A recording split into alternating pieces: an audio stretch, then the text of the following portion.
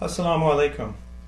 I'm going to give a summary of the Friday sermon delivered June 8, 2007 by Khalifatul Masih V. The Friday sermon was related to the positive impact that charity has on the economy and society at large. In his previous sermon, Hazur spoke about the rights we owe towards others, an extremely important topic in promoting peace and harmony within our societies. This sermon continued that topic, outlining the positive impact on the economy and society when these rights towards others are fulfilled. Hazur said that in every society, the rich and the poor coexist with each other, but there are people who, driven by their greed, will fail to spend in the way of Allah and overlook the needs of the poor and the needy. This broadens the economic disparity within our societies, and true believers refrain from such greed. Muslims who are more affluent should always be mindful of their brothers and sisters in need. Feelings of anger and dispute should never prevent their hands from helping the poor. Hazur recounted the incident when the Holy Prophet Muhammad, peace be upon him, underwent a difficult trial when his wife, Hadhrat Aisha, was falsely accused of a terrible sin. The rumor had spread all around and was a great source of embarrassment. The father of Hadhrat Aisha was Hadhrat Abu Bakr, who was financially supporting some of the people who were spreading this calumny against his daughter, Aisha. Once Aisha's innocence was declared by God in the Holy Quran, Abu Bakr swore that he would never help these people again. However, in response to this, God revealed the following verse of the Holy Quran, quote, "And let not those among you who possess wealth and plenty swear not to help the kindred and the needy, and those who have left their homes in the cause of Allah. Let them forgive and forbear. Do you not desire that Allah should forgive you? And Allah is the most forgiving, most merciful." Chapter 24, verse 23. One can imagine how difficult it must have been to financially provide for the very people who spread false rumors about one's own daughter. However, this is the lofty position promoted by the Holy Quran. Hazur reminded Ahmadis living in the West who are relatively well off to be attentive to the needs of their relatives and the poor. They should generously contribute to people in poorer countries and give to those who are less affluent. Hazur said that such help should genuinely arise from one's heart, keeping in mind the tradition that the left hand should not be aware of the charity given by the right hand.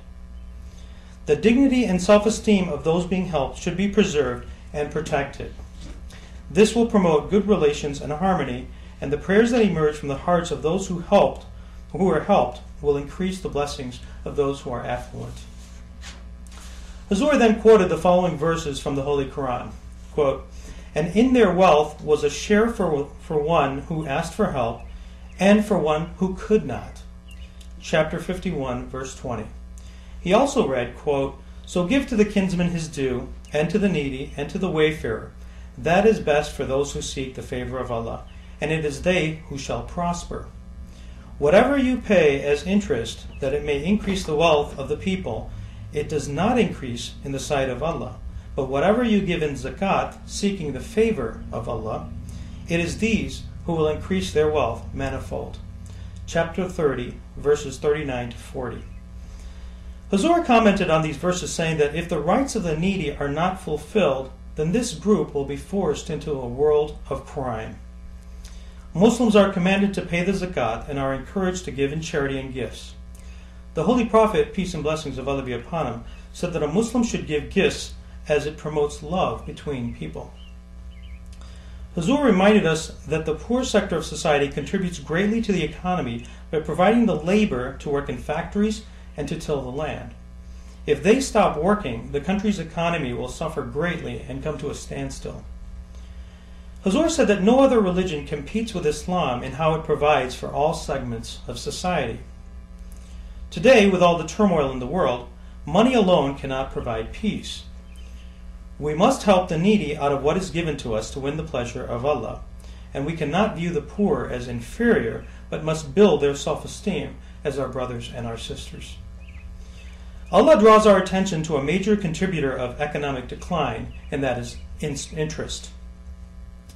Interest is forbidden in Islam because it makes the poor even poorer. If we compare the shortcomings of paying interest against the advantages of giving to the poor, we see that spending in the way of Allah promotes peace in society and the eternal blessings of the hereafter. On the other hand, participating in interest causes economic ruin and incurs the wrath of Allah. Interest causes money to accumulate within the wealthy lenders and the rich circles, whereas it creates an abyss for debt in the circles of the poor and the needy, from which there is no escape. Helping the poor, giving zakat, and not partaking in interest are the ways in which we can promote peace in our own societies. The Holy Quran states, quote, "Corruption has appeared on land and sea because of what men's hands have wrought, that he may make them taste the fruit of some of their doings, so that they may turn back from evil." Chapter 30, verse 42.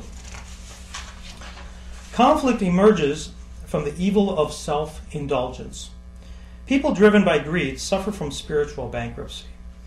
When the world reaches such a sorry state, God appoints a righteous one to guide them out of darkness. The light of this age is the promised Messiah, peace be upon him, and his teachings.